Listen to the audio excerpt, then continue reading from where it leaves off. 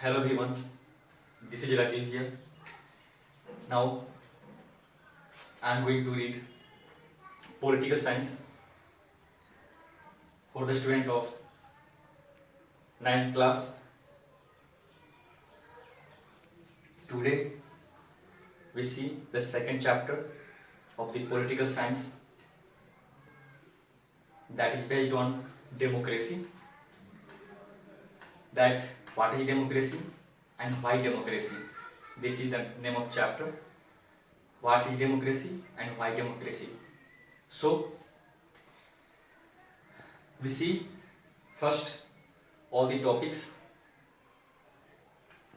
that we have to read in this chapter. There are some topics which is necessary to know. We see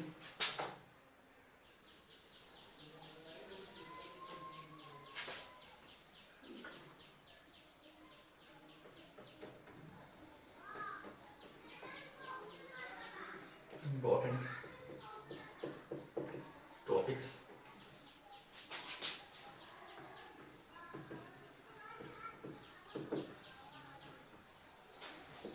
Social science, pol science,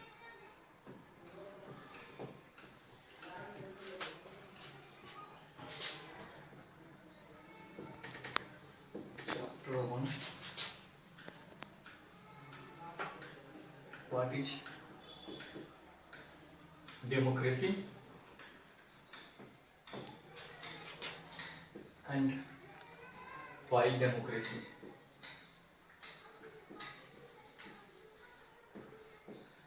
जहाँ हम देखेंगे कि democracy क्या है और क्यों डेमोक्रेसी। जैसे कि इस के प्रीवियस चैप्टर में हमने देखा था कि कैसे हम डिस्टिंग्विश किए थे एक नॉन डेमोक्रेटिक कंट्री में और एक डेमोक्रेटिक कंट्री में। क्या वो सारी अवधारणाएं होती हैं, क्या वो सारे एलिमेंट्स हैं जो एक डेमोक्रेसी के साथ जुड़ा हुआ है, क्या वो सारी प्रिंसिपल्स हैं जो डेमोक्रेसी का भाग है, वो सब इसमें हम चर्चा करेंगे। लेकिन उससे पहले हम देख लेते हैं हमारे इंपॉर्टेंट टॉपिक्स कौन कौन है चैप्टर 2 में। सबसे इंपॉर्टेंट टॉपिक्स है व्हाट इज डेमोक्रेसी। इसमें हम लोग देखेंगे व्हाट इज डेमोक्रेसी। नंबर 2 जो इंपॉर्टेंट टॉपिक्स है what are its feature,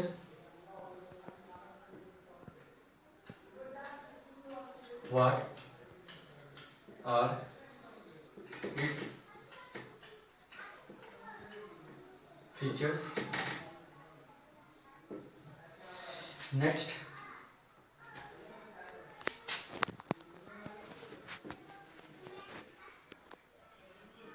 broad concept of democracy, broad concept of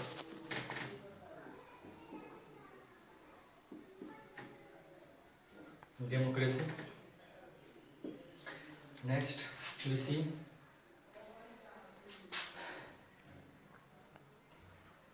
features of democracy,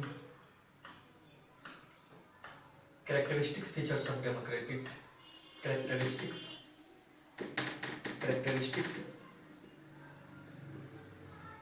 features of democracy. Actually दोनों सेम है।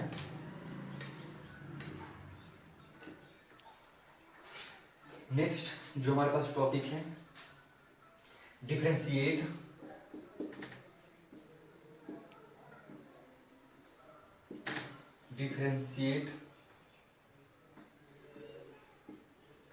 between a democratic government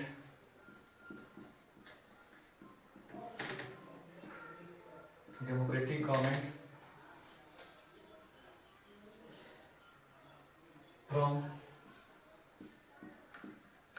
a non democratic government. इसमें हम लोग क्या देखेंगे, democratic government में और नॉन डेमोक्रेटिक गवर्नमेंट में क्या डिफरेंस है। एक जो डेमोक्रेटिक गवर्नमेंट है और एक नॉन डेमोक्रेटिक गवर्नमेंट है, दोनों में बेसिक डिफरेंसेस क्या क्या है। जैसे कोई देश डेमोक्रेटिक है और जैसे कोई देश डेमोक्रेटिक नहीं है, उसमें क्या विशेषताएं हैं, उसके फीचर्स क्या क्या हैं, उसको हम देखेंगे इसमें। नेक्स्ट हमारे पास जो टॉपिक है वो है objective of democracy. Objectives of democracy. Next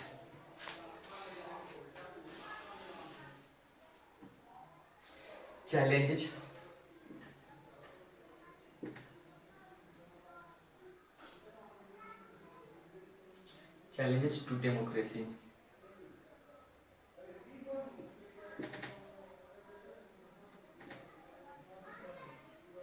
क्या क्या चैलेंजेस है डेमोक्रेसी का वो इसमें देखेंगे।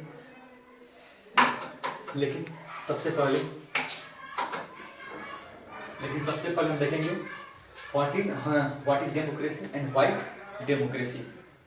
ओके, इसमें हमारा सबसे पहले हम देखेंगे what is democracy.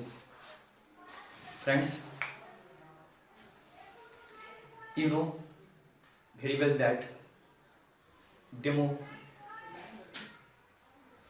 democracy is a form of government where people have right to choose their leader, their representative by casting their vote.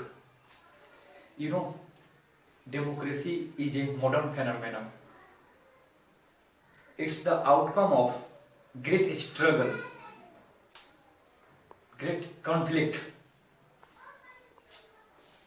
and great endeavor of the people, common people. Then we got the best type of government, that is the democracy. Dear friends, democracy, why we call the best form of government? Because this is a democratic type of government which is responsible, which is accountable towards its citizen, towards its people. So it is best form of the government and it is better to any other form of government. Friends, आज हमारे पास लोकतंत्र की शक्ति ही कहें, लोकतंत्र की शक्ति ही है कि एक इंसान के पास बहुत सारे अधिकार का वो पालन कर रहा है, उसके पास अधिकार है, उस अधिकार का क्या कर रहा है, यूज कर रहा है, यूटिलाइज कर रहा है। लेकिन इस तरह के अधिकार, राइट्स सिर्फ डेमोक्रेटिक गवर्नमेंट में ही मिल सकता है और किसी और फॉर्म ऑफ गवर्नमेंट में नहीं मिल सकता। जैसे हम अगर बात करें मोनार्कियल फॉर्म ऑफ गवर्नमेंट, तो वहां पे क्या होता है कि ruled of A one person, single person. वहां पे क्या होगा कि वहां पे शोषण हो सकता है मोनार्कियल फॉर्म ऑफ गवर्नमेंट में and any other form of government में, इंपीरियल में and imperial form of government में। फ्रेंड्स,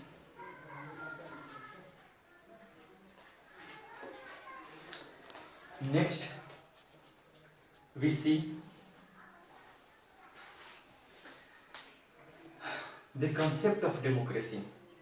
मैं आपको बताऊंगा कि जो डेमोक्रेसी का शब्द है यह कैसे बना है, इसकी उत्पत्ति कैसे हुई है। You know, democracy, the word derived from Greek से आया है। जो डेमोक्रेसी वर्ड है वो कहाँ से आया है, ग्रीक से आया है। यह ग्रीक वर्ड है, ग्रीक वर्ड से बना है, जो डेमोक्रेटिया है,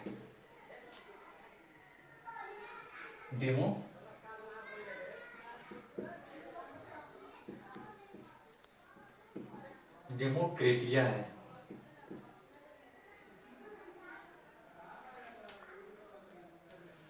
डेमोक्रेटिया, तो ये जो Greek derive from Greek demos, यहाँ पर देखेंगे हम लोग, एक डेमोस है plus kratia, demos plus kratia, demokratia Greek word. Demos means होता है people, demos means people, kratia means rule.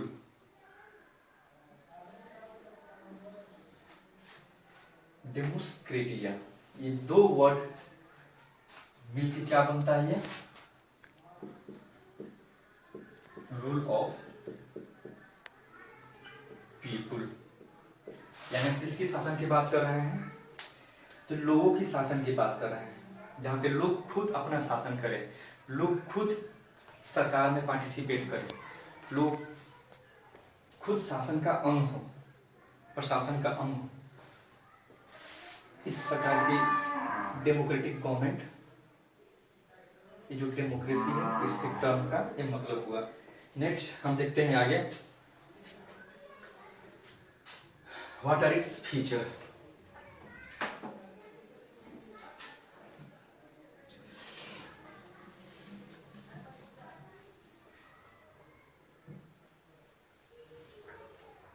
What are its feature?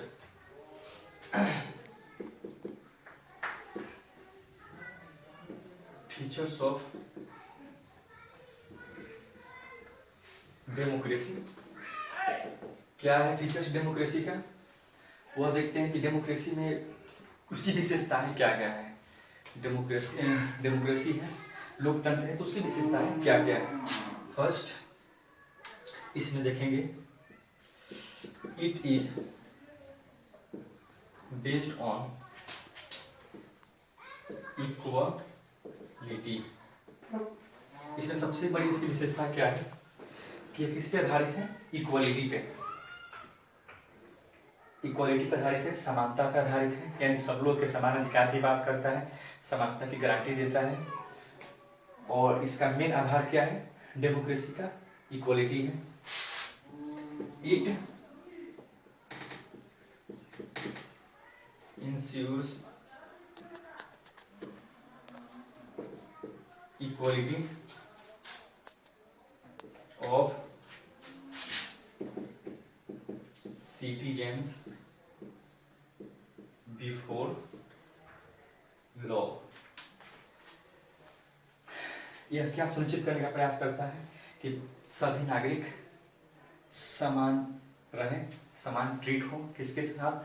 तो लॉ के साथ, यानी सभी व्यक्ति कानून के आगे क्या है, कानून के सामने क्या है, सभी बराबर हैं, कोई ना ऊपर है और नहीं कहीं छोटा है। ठीक है। नेक्स्ट,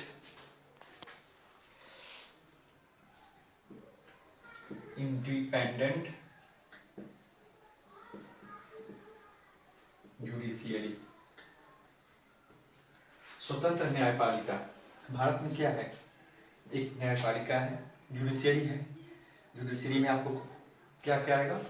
तो उसमें आएंगे कोर्ट्स, जितने भी कोर्ट्स हैं भारत में वो जुडिशियरी में आते हैं। आमतौर पर 3 देखा जाता है, subordinate court, district court, state court, high court, next supreme court. ये तीनों कोर्ट में क्या बनाता है? जुडिशियरी बनाता है। तो इंडिपेंडेंट जुडिशियरी है जो क्या करता है? जुडिशियल रिव्यू भी है, जुडिशियल रिव्यू भी है। जो लॉ लेजिस्लेचर, यानी जो लॉ हमारा नेशनल असेंबली बनाती है, जो पार्लियामेंट बनाती है, उसको जुडिशियल रिव्यू कर सकता है इंडिपेंडेंट जुडिशियरी। नेक्स्ट हम क्या देखते हैं? Liberty, liberty, fraternity, liberty, fraternity, यानी सबकी स्वतंत्रता की बात करता है लोकतंत्र। इसके सबसे बड़े फीचर्स क्या है? स्वतंत्रता, इक्वलिटी, लिबर्टी एंड फ्रेटर्निटी, यानी भाईचारे। इसका मेन बंधन क्या है? भाईचारा को बढ़ाना, तभी जाकर के सही लोकतंत्र स्थापित हो सकता है, जहां पे भेदभाव कम हो। It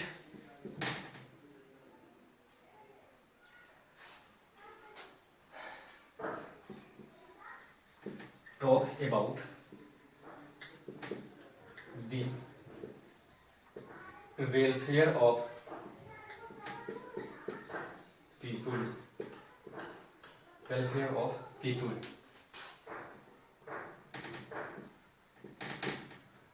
welfare of the people। ये किसकी बात करता है? लोगों की भलाई की बात करता है। It means that it is based on the welfare of the people. Democratic government किस प्रकार की गवर्नमेंट है? तो यह वह गवर्नमेंट है जो लोगों के कल्याण पे आधारित हो, जो लोग कल्याणकारी भावनाओं से आधारित हो, भावनाओं पे आधारित हो। ओके, नेक्स्ट, इसमें इसका सबसे बड़ा फीचर्स और है rule of law. Friends, rule of law है, rule of law guarantees equality before the law, where everyone is equal before the law. No one is below the law and no one is above the law, where every citizen is treated equally. जहाँ पे एक सामान्य कानून हो और सामान्य कानून सभी के लिए एक हो। ओके, वो क्या कहता है? Rule of law. हमारे लोकतंत्र का सबसे बड़ा आधार क्या है? Rule of law. उसके बाद नेक्स्ट फीचर देखते हैं हम लोग, free and fair election. Free and fair election, you know, election, all the democratic process in India completed through the election. Friends, election is the pillar of democracy. क्यों बोलते हैं pillar? क्योंकि हम जब भी वोट देते हैं, हम लोग वोट डालते हैं, तो वोट डालना ही क्या है? हमारा प्रारंभिक स्टेज है डेमोक्रेसी में प्रवेश करने का। ओके, तब जाकर क्या होता है? हमारे पार्टिसिपेशन, हमारा सबसे पहला पार्टिसिपेशन डेमोक्रेसी में कैसे होता है? Bye casting vote. ओके, तो ये क्या है? हमारा फ्री एंड फेयर इलेक्शन। लेकिन फ्री एंड फेयर होना चाहिए, निष्पक्ष, अपने मन से ऐसी शासन व्यवस्था का चुनाव करना जो हमारे लिए क्या हो? सही हो, जो हमको वैल्यू दे। ओके, तो इस क्या होगा? हमारे कुछ फीचर्स हैं, features of democracy. Next feature क्या है? किसमें बात की जाती है? कॉन्स्टिट्यूशनल राइट्स की, फंडामेंटल राइट्स की, डेमोक्रेटिक राइट्स की। ओके, ये क्या बात करता है? Democratic rights, democratic rights. तो ये कुछ फीचर्स हैं डेमोक्रेसी का, इसको हमने देख लिया। नेक्स्ट देखते हैं हम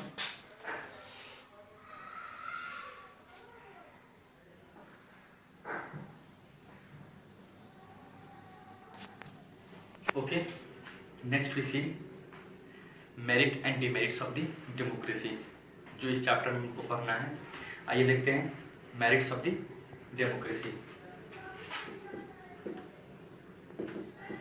merits of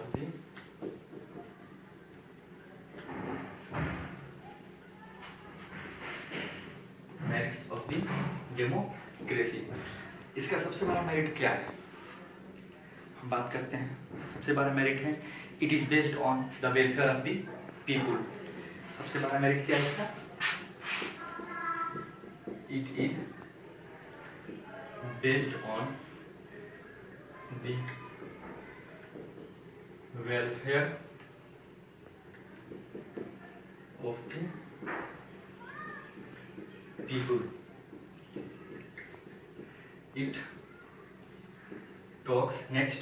It talks about the security of the people.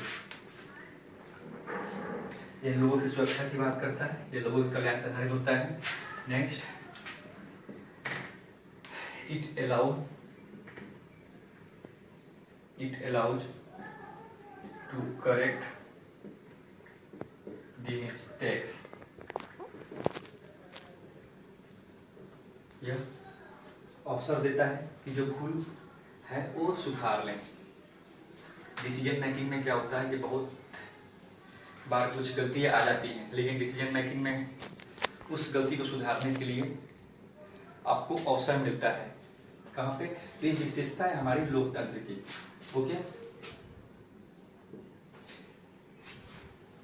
It is more accountable form of government. Accountable है, ठीक है। यह क्या है? अकाउंटेबल। अकाउंट जवाबदेही होती है इसकी किसके प्रति? लोगों के प्रति। अकाउंटेबल है, रिस्पॉन्सिव है, लेजिटिमेट है। Okay, legitimate type of government है। Next we C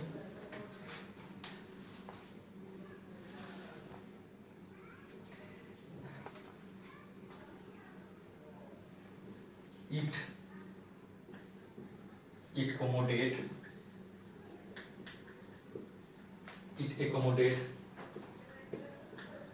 social diversity।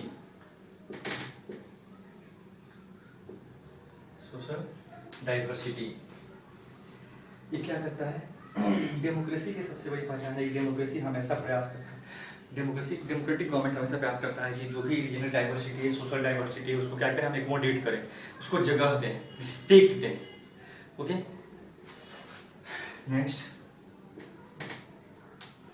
Next feature देखेंगे हम लोग। नेक्स्ट फीचर क्या बोलता है?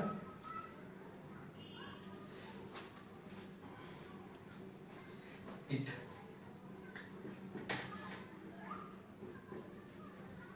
टॉक्स अबाउट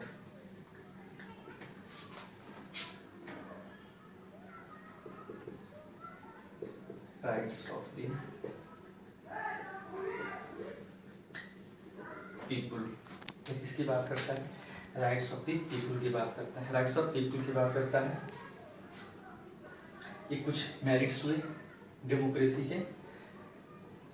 नेक्स्ट हम देखते हैं डेमोक्रेसी के क्या डिमेरिट्स हैं।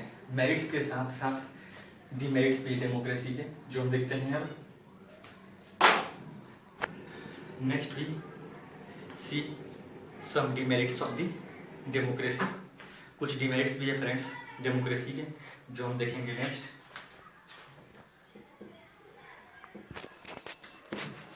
Demerits of democracy.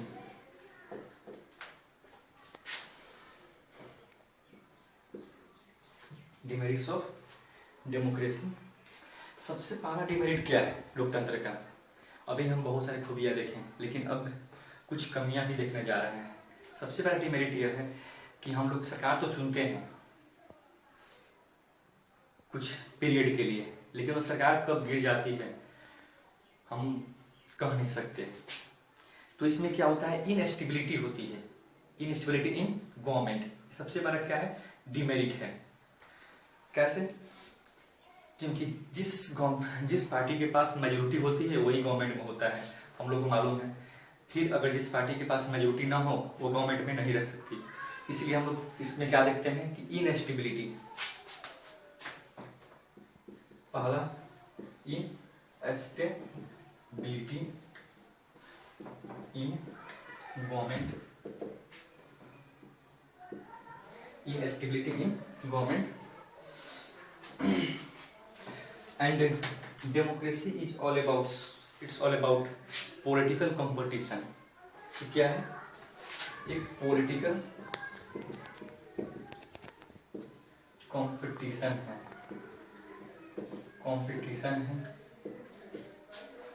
इसको लेकर के क्या इसमें सबसे बड़ी कमियां क्या दिखाई देती हैं? No scope for morality, no scope for morality, यानी मोरालिटी की कमी, नैतिकता की कमी हम देख सकते हैं, नैतिकता की कमी। Okay, next, it leads corruption, it leads corruption. हम देखते हैं सबसे बड़ी कमी क्या है इसमें, हम यही देखते हैं corruption. Democracy leads corruption, corruption क्या है? डेमोक्रेसी का सबसे बड़ा कमी है। Next,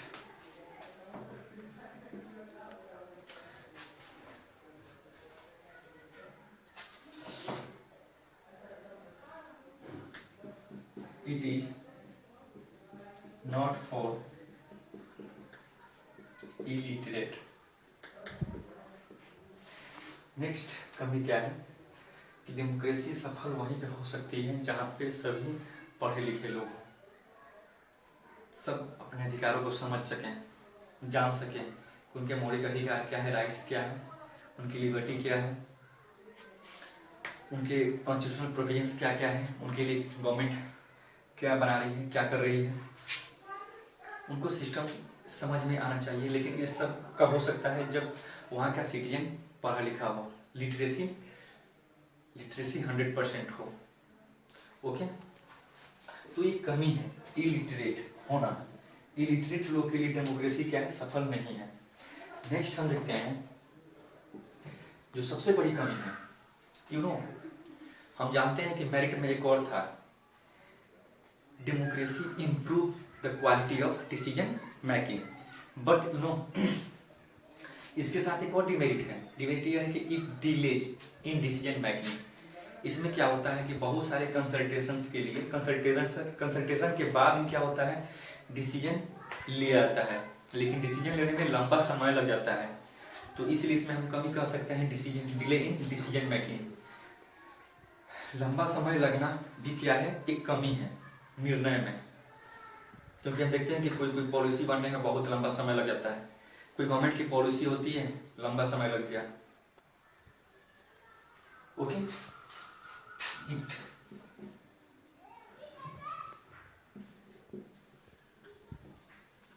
delay in decision making. Okay, next we see friends types of democracy. Okay, types of democracy. Ready ready? Okay, next friends we see types of democracy.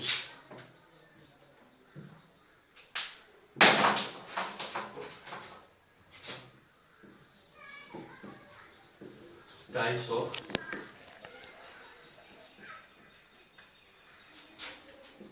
Democracy. Friends, democracy is of two types.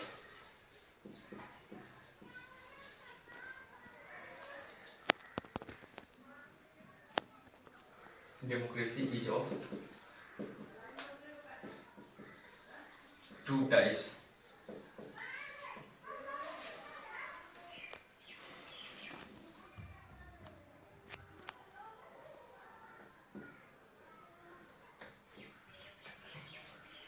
जिसमें हम सबसे पहले लेंगे direct democracy,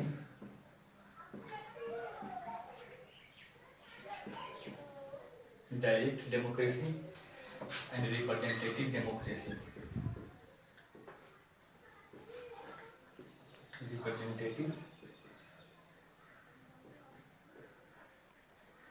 representative democracy. Friends, इसमें क्या होता है,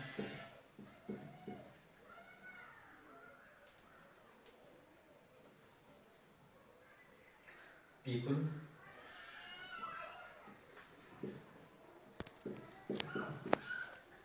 people participate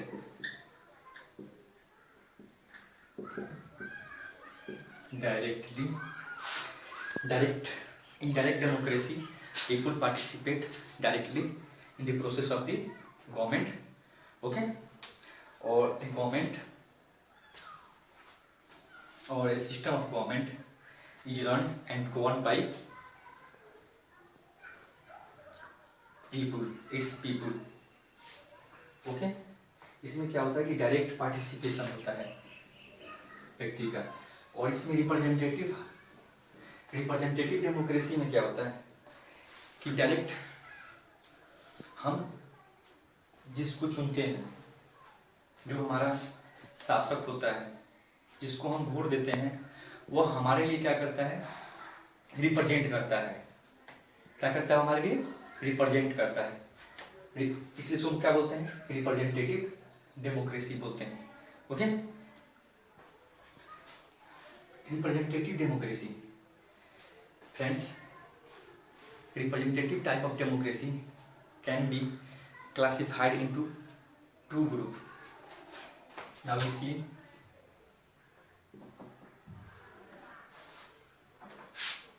एक को बोलते हैं हम पार्लियामेंट्री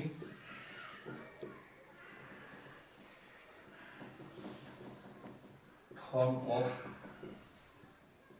गवर्नमेंट, एक को बोलते हैं presidential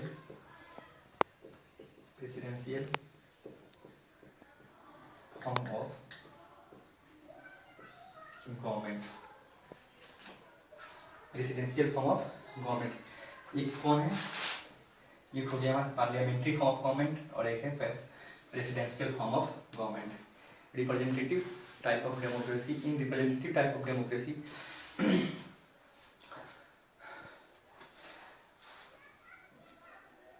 government is divided into two group, parliamentary form of government and presidential form of government। सबसे पहले हम क्या देखेंगे? पार्लियामेंट्री फॉर्म ऑफ गवर्नमेंट को। भारत में कैसा शासन व्यवस्था है? पार्लियामेंट्री फॉर्म ऑफ गवर्नमेंट है भारत में। इंग्लैंड में कैसी शासन व्यवस्था है? इंग्लैंड में भी पार्लियामेंट्री फॉर्म ऑफ गवर्नमेंट है। तो इसकी विशेषता क्या है? इन पार्लियामेंट्री फॉर्म ऑफ गवर्नमेंट और leaders are elected by the people. Our leaders are elected by the people.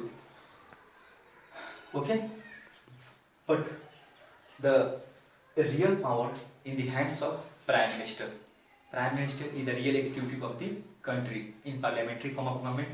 But in presidential form of government, all the power of executive is in the hands of president. Okay, जैसे USA में, यहाँ पे USA presidential form of government USA में, parliamentary form of government India. Bharat में कैसी शासन व्यवस्था है? तो पार्लियामेंट्री फॉर्म ऑफ गवर्नमेंट है, okay. Next we see challenges to democracy, okay friends, challenges to democracy. Friend, next we see challenges to democracy. अब हम आगे क्या देखेंगे कि चैलेंजेस क्या क्या है डेमोक्रेसी का, ओके।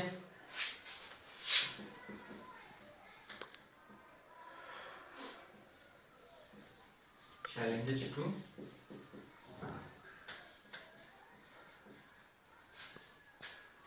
To democracy. सबसे पहला चैलेंज हम लोग क्या देखते हैं? जातिवाद, कास्टिज्म एंड कम्युनलिज्म। जातिवाद है और संप्रदायवाद है जो सबसे बड़ा चैलेंज है हमारे डेमोक्रेसी के सामने। जो डेमोक्रेटिक कंसेप्ट है, जो इक्वालिटी है, उसको क्या करता है? तोड़ने का काम करता है। हमारे भाईचारे को क्या करता है? तोड़ने का काम करता है, बिखराव पैदा करता है, भेदभाव पैदा करता है। क्या? तो जातिवाद और संप्रदायवाद, ओके। तो सबसे पहला क्या है? Casteism and communalism. Casteism and communalism. Communalism वो होता है फ्रेंड्स जब एक धर्म का व्यक्ति जो अपने धर्म को श्रेष्ठ समझने लगता है दूसरे धर्म के तुलना में, तब इस तरह की भावनाओं को हम संप्रदायवाद या इंग्लिश में हम उसको बोलते हैं कम्युनलिज्म बोलते हैं। Okay, next growing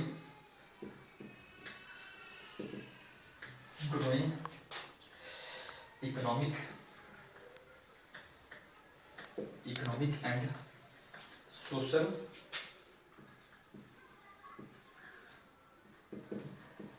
inequalities. Economic and social, हम यहाँ पे इकोनॉमिक और सोशल की बात कर रहे हैं। इसका मतलब ये दिखाता है कि भारत में गरीबी की जो एक दर है, एक जो सीमा है, वो बढ़ती जा रही है और इसकी जो पॉवर्टी की डिस्ट्रीब्यूशन है भारत में, जो गरीबी का जो दर है, गरीब को हम देखेंगे, जो गरीब है वो गरीब होते जा रहा है, जो अमीर है वो अमीर होते जा रहा है, और गरीबी का क्षेत्र है वह डिस्टिंग्विश है, कैसे अलग है, डिफरेंस है, उसको हम देखेंगे। जो अनएम्प्लॉयमेंट का रेट है वो कैसे घट रहा है, कैसे बढ़ रहा है, और किस क्षेत्र में घट रहा है, कैसे बढ़ रहा है, कैसे घट रहा है, ये भी क्या कहा हमारा क्या है, चैलेंज है। Growing economic and social inequalities, ये जो असमानता है हमारे भारत के राज्यों में, हमारे भारत के शहरों में, हमारे गाँवों में, यह क्या है हमारा, ये भी चैलेंज है कि कैसे उस इनइक्वालिटीज को समाप्त किया जाए, उसको कैसे खत्म किया जाए। ओके, तो उसको हम खत्म कैसे कर सकते हैं, तो पॉवर्टी को खत्म, रिड्यूस करके, एम्प्लॉयमेंट को बढ़ा करके। ओके, नेक्स्ट चैलेंज क्या है, role of anti social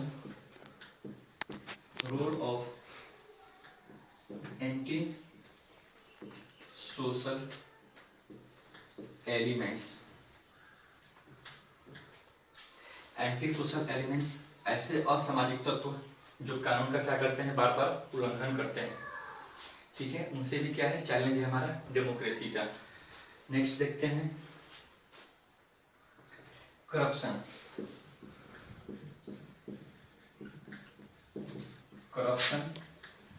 and inefficiency.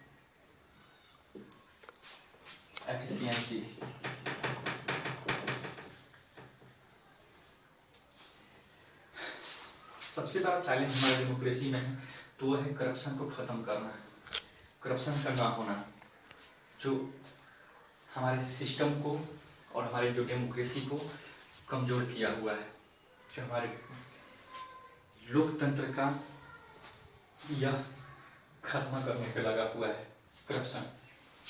इसके कारण क्या होता है कि हमारे संसाधन, हमारे धन, हमारी संपदा का गलत उपयोग होता है, उसका सही उपयोग नहीं हो पाता है। इससे हमारे देश की जो रूपरेखा है, जो आर्थिक बैकबोन है, इकोनॉमिक बैकबोन है, वह कमजोर पड़ जाता है। क्यों? क्योंकि हमारा एडमिनिस्ट्रेशन अगर सही से रन नहीं करेगा, स्मूथली रन नहीं करेगा, गुड गवर्नेंस नहीं होगी, तब तो और प्रॉब्लम है। यानी गुड गवर्नेंस की कमी नहीं होनी चाहिए। और गुड गवर्नेंस कैसे हो सकता है, इस जब तक ये खत्म ना हो, करप्शन और इनएफिशिएंसी। इनएफिशिएंसी मीन्स अयोग्य लोग का स्थान नहीं होना चाहिए। हमारे डेमोक्रेसी में सबसे बड़ा कमी क्या है कि अयोग्य का पहचान न हो पाना, अयोग्य लोगों का पहचान न हो पाना। ओके, जैसे कि आप जानते ही हैं कि लोकतंत्र में क्या है, सबसे बड़ी लोकप्रियता है, इसमें योग्यता नहीं देखी जाती, तो इसमें कम से कम सफिशिएंसी, एफिशिएंसी होनी चाहिए। ओके फ्रेंड्स, आज हम इस चैप्टर सेकंड देखें पॉलिटिकल साइंस का। हम उम्मीद करते हैं कि आप इस चैप्टर को खत्म करें, आप टेक्स्ट के थ्रू फिर अपना क्वेश्चन आंसर करें, और जो भी डाउट हो आप मुझसे कंसल्ट करें। Okay, that's all.